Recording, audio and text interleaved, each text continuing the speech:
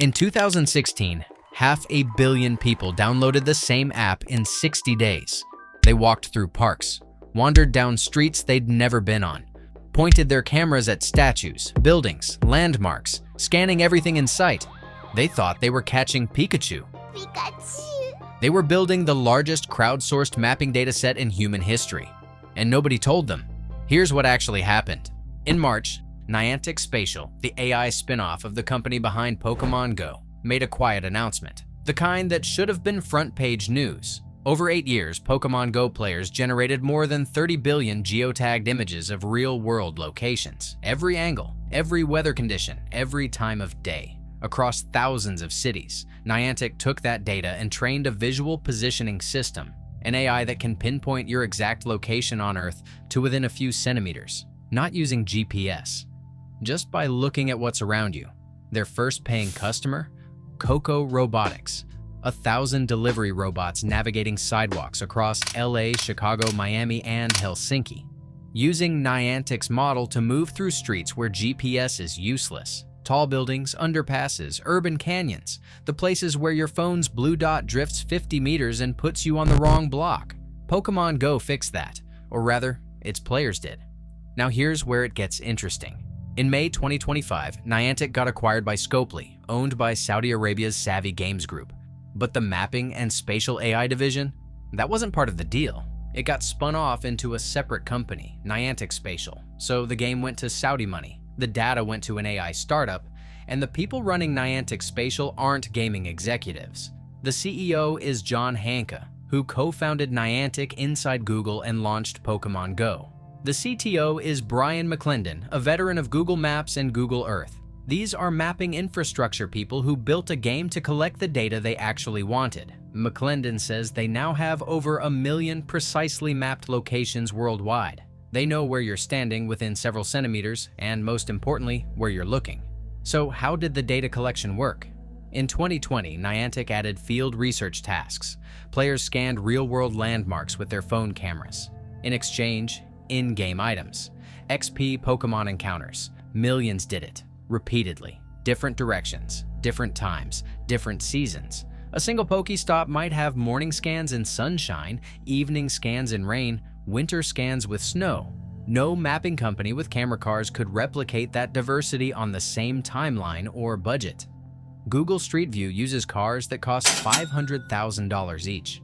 Hivemapper's dashcams cost $279 to $649. Pokemon Go's data collection cost Niantic $0 per device. The players brought their own hardware. Now, if you're in crypto, that should sound extremely familiar.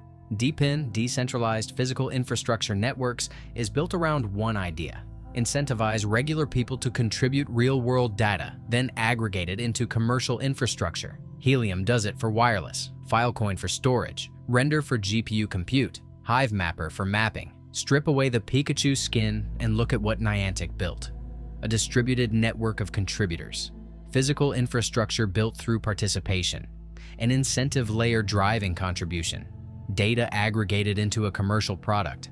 That is the DePIN model, every piece of it. The only things missing? A token and ownership. This is where it gets uncomfortable. 30 billion images over 8 years. That dataset is now the foundation of a commercial AI company selling navigation to delivery robot firms. How much went back to the players? Zero.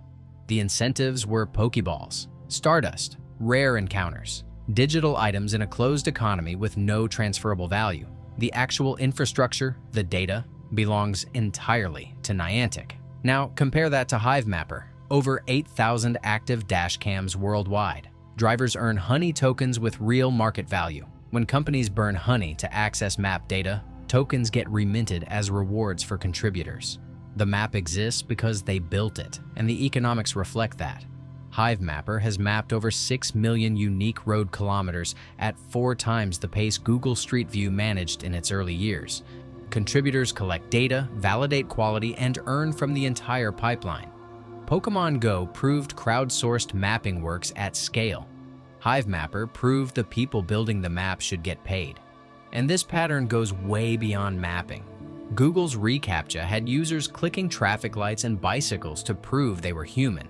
They were actually labeling training data for Google's self-driving car project, free labor disguised as a security check. Tesla? Every car with autopilot feeds data back to Tesla's neural networks. Drivers train the model every time they get behind the wheel.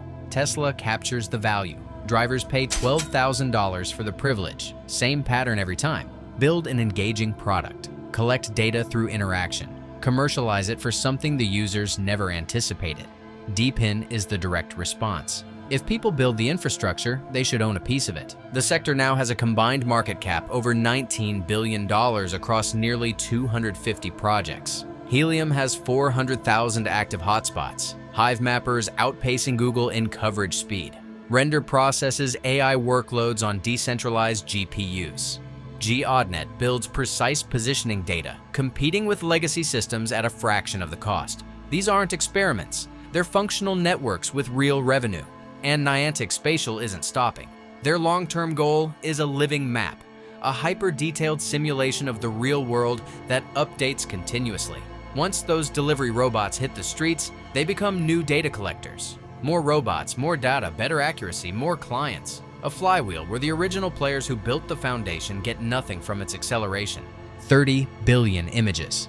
8 years. Hundreds of millions of contributors. Centimeter-level accuracy. Commercial buyers lined up.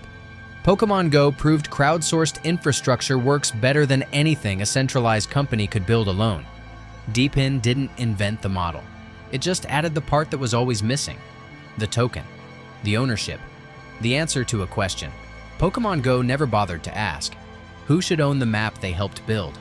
Subscribe to our Crypto Talk for more crypto stories. See you in the next one.